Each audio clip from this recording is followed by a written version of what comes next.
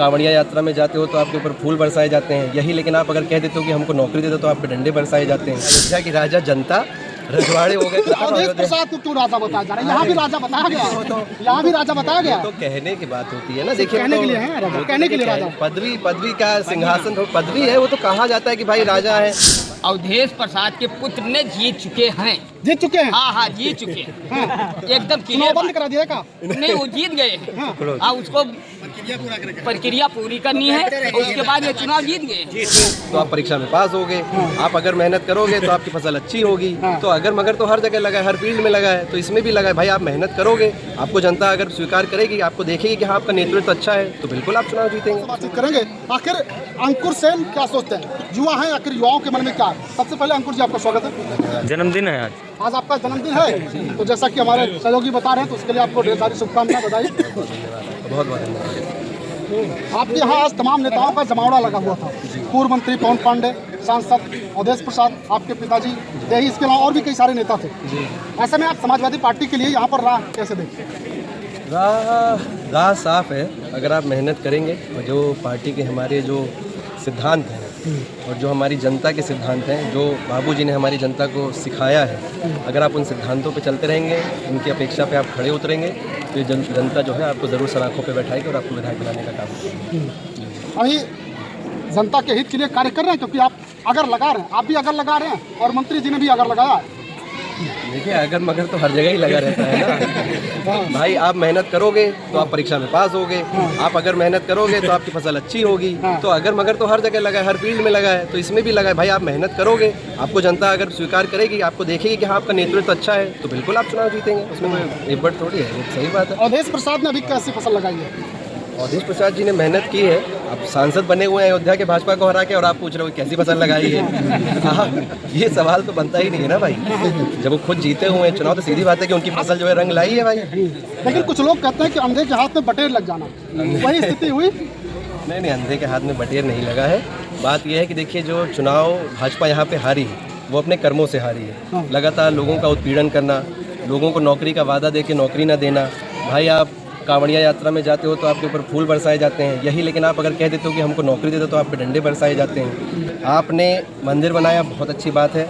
न्यायालय ने, हमारे उच्च न्यायालय ने उसका फैसला दिया, आपकी सरकार में वो मंदिर बना, बहुत अच्छी बात है। लेकिन जब आप बना रहे थे, जब आप लोगों की आस्था के ऊपर खड़े, 5 मिनट मार दे, तब वहीं कहीं ना कहीं आप उनके घर भी गिरा रहे थे। उनको क्या वो मुआवजे मिले? क्या उस तरीके से वो मुआवजा मिला? क्या लोग उस चीज़ों से संतुष्ट रहे? तो ये सब चीज़ें, यही सब कारण थे। यहाँ तक कि जो प्राण प्रतिष्ठा वाली बात हुई, कितने सारे लोगों ने उस पर कहा कि अभी मत कराइए, क्योंकि वहाँ पे जो है वो गुम्बद, जो टोम जिसे कहते हैं, मेन वो चीज़ नहीं हो पाई थी। तो ये सब भी तो कारण है। कारण यही, जो भारतीय जनता पार्टी यहाँ से हारी है, इन्हीं कारणों से हारी है। अंधे के हाथ में कोई बटेर नहीं लगा है। भारतीय जनता पार्टी अंधी हो गई थी, इसलिए उसको दिखाई नहीं पड़ा कि वो क्या होता जा रहा है। अपने सत्ता के नशे में, पावर के नशे में वो इतने चूर थे कि वो जनता को रौंदते चले गए और उनको लगा कि हम दोबारा जीत जाएंगे। लेकिन इस बार जनता उठ खड़ी हुई और उसने मुंह तोड़ उनको पलट के जवाब देने का काम किया। लेकिन आपके सांसद हैं अवधेश प्रसाद, समाजवादी पार्टी हो या फिर अवधेश प्रसाद, लोग कहते हैं कि नहीं, राम नाम से परहेज है, आखिर ऐसा क्यों? लोग तो बहुत कुछ कहते हैं यार।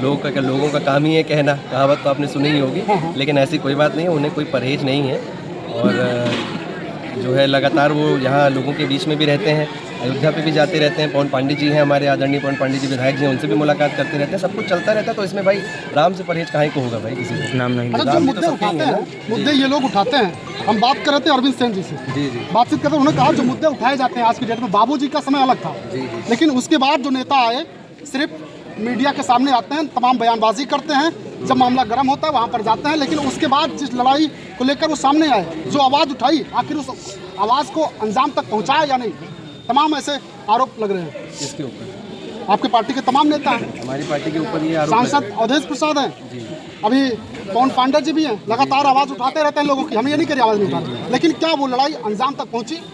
देखिए, अंजाम तक पहुंचने से ज़्यादा ज़रूरी होता है कि क्या आपके लिए कोई आवाज़ उठा रहा है कि नहीं उठा रहा है, क्या आपकी कोई तकलीफ़ें समझ रहा है कि नहीं समझ रहा है, या आपकी जो चीखें हैं वो किन्हीं कानों पे पड़ रही हैं कि नहीं पड़ रही हैं। तो ये ज़्यादा ज़रूरी होते हैं। हर लड़ाई देखिए आप जीत नहीं सकते हैं, कुछ लड़ाइयाँ जीतते हैं, कुछ लड़ाइयाँ आप हारते हैं, लेकिन आपका मेन काम होता है कि आप उनकी आवाज़ उठाओ। अभी जैसे आपने पवन पांडे जी का नाम लिया, आदरणीय पवन पांडे जी का नाम लिया, तो मुझे याद है एक बार मैं पार्टी कार्यालय पे गया था और हमारे राष्ट्रीय अध्यक्ष आदरणीय अखिलेश यादव जी वहाँ बैठे हुए थे तो जो मुद्दा ये अभी मैंने आपको बताया मुआवजे वाला, उस बीच में कुछ लोगों के नाम थे जिनको मुद्दा मुआवजे नहीं मिले थे। उस चीज़ की जानकारी पवन पांडे जी ने आदरणीय राष्ट्रीय अध्यक्ष जी को दी और उन्होंने वो मुद्दा वहाँ पार्लियामेंट में उठाने का काम किया और लोगों की मदद करने का काम किया।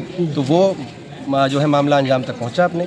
तो लड़ाइयाँ बहुत सारी हैं, हर तरीके की लड़ाई होती है। कुछ लड़ाई आप जीत पाओगे, कुछ लड़ाई नहीं जीत पाओगे। कुछ लड़ाई आप तुरंत जीतते हो और कुछ लड़ाई आप समय के साथ जीतते हो। धीरे धीरे वक्त बदलता है तब आप जीत जाते हो। तो मेन बात यह है कि अगर कम से कम हम बहरे तो नहीं है भाजपा की तरह कि लोग चिल्लाते रहे हमको सुनाई ना पड़े, कम से कम हम सुनते तो हैं, अपनी तकलीफ लोगों की तकलीफ़ों में शामिल तो होते हैं। तो हम उससे ही बहुत खुश हैं। हमें उस चीज़ पर ही बहुत गर्व है कि हमारे कान कम से कम बंद तो नहीं है। अच्छा मिल्की, आप एक युवा है, आखिर मिल्कीपुर के युवा के मन में क्या, युवा क्यों समाजवादी पार्टी को वोट करेगा, जबकि वो जान रहा है कि यहाँ पर सत्ता परिवर्तन तो होना नहीं है, सत्ता वही रहनी है और जब हम सत्ता पक्ष को वोट करेंगे तो वहाँ से कुछ मिलना भी है मिल्कीपुर के लिए। जी जी, ये लड़ाई युवाओं के उस पे लिए नहीं है, सत्ता पक्ष को पलटने के लिए नहीं है। ये बस सत्ता पक्ष को मुंह तोड़ जवाब देने के लिए है। और जैसा कि अभी आपने कहा ना अंधे के हाथ में बटेर, तो ये जवाब देने के लिए ही है कि भाई अंधे के हाथ में बटेर नहीं लगी है। और जब जब हमें मौका मिलेगा हम अपनी पार्टी को अपने मिल्कीपुर से जिताएंगे, चाहे हमें कुछ मिले चाहे कुछ ना मिले। जब वो लोग कहते हैं कि जो है हम 600 का सिलेंडर खरीदेंगे, हम 600 का तेल भराएंगे लेकिन वोट मोदी को ही देंगे, तो हमें भी कुछ नहीं चाहिए लेकिन हम वोट अखिलेश यादव को ही देंगे। बस यही हमारी रणनीति है।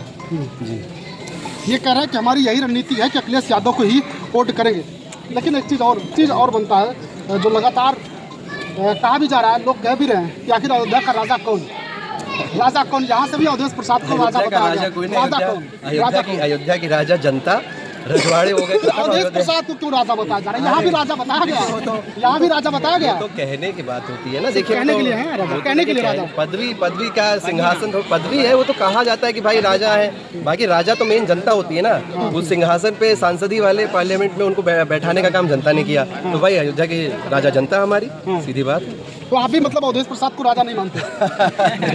नहीं भाई, हम पदवी राजा भी मानते हैं और हम अपनी जनता को भी राजा यहाँ मानते की हैं। जनता थोड़ा सा आप लोग खुल के बता दीजिए कि आखिर अवधेश प्रसाद को यहाँ का राजा मानते हैं, किसे मानते हैं? राजा कौन है, अयोध्या का राजा कौन? जो हमारे कह रहे हैं, एकदम सही बात कह रहे हैं कि हमारे अयोध्या के राजा। क्या सेन परिवार इस बार भी यहाँ की दशा और दिशा तय करेगा? हाँ एकदम, वो तो क्लियर है। सेन परिवार ही यहाँ की मिल्कीपुर की एकदम सिद्ध करेगा कि जीतेगा चुनाव कौन। और ये इसको अवधेश प्रसाद के पुत्र ने जीत चुके हैं। जीत चुके हैं? हाँ जीत चुके हैं, एकदम क्लियर। बंद करा दिया का? नहीं, वो जीत गए हैं। हाँ, उसको प्रक्रिया पूरी करनी है और उसके बाद ये चुनाव जीत गए। हाँ, ये हमारे बाबूजी मिस्टर सेन यादव, अखिलेश यादव एक बात कहते थे, जितना चुनाव टहलोगे उतना ही ज्यादा वोटों से चुनाव हारोगे। लेकिन नतीजे क्या है वो आप भी जानते हैं, 9 सीटों के उपचुनाव हुए थे। ये तो हमारे जोगी जी का वो है चुनाव टालने का। वो अगर उस समय करा देते तो हम बहुत मतों से जीतते हैं। लेकिन अखिलेश यादव लगातार इस बात को कह रहे थे, जितना चुनाव टलेगा उतना ज्यादा वोटों से चुनाव जीतेंगे। नहीं, अभी और मतों से हमारे अजीत प्रसाद जी और मतों से जीतेंगे, कम से कम 25,000 मतों से। और भी लोगों से बातचीत करें, थोड़ा सा आगे आइए। वो बात कह रहे हैं भैया, नेताजी चले गए मतलब पत्नी भी चली गई। हम ना जा कहाँ से है? क्या लगता है मिल्कीपुर का रंग कौन जीतेगा? और साथ ही साथ बातचीत भी करेंगे। हाँ बिल्कुल, 100%। बाबू मित्र सेन यादव के घर पे हम हैं। ऐसे में सेन परिवार की राजनीति पर असर डालने का काम किसने किया? तो क्या वो नेता यहाँ पर आज भी मौजूद था? नहीं, ऐसी कोई बात नहीं है। तो ये तो चुनाव है, कोई कभी किसी की जीत होती है तो कभी किसी की हार होती है। उसमें असर किसने डाला? असर किसने डाला? कभी कभी होता है कि रणनीति ऐसी होती है।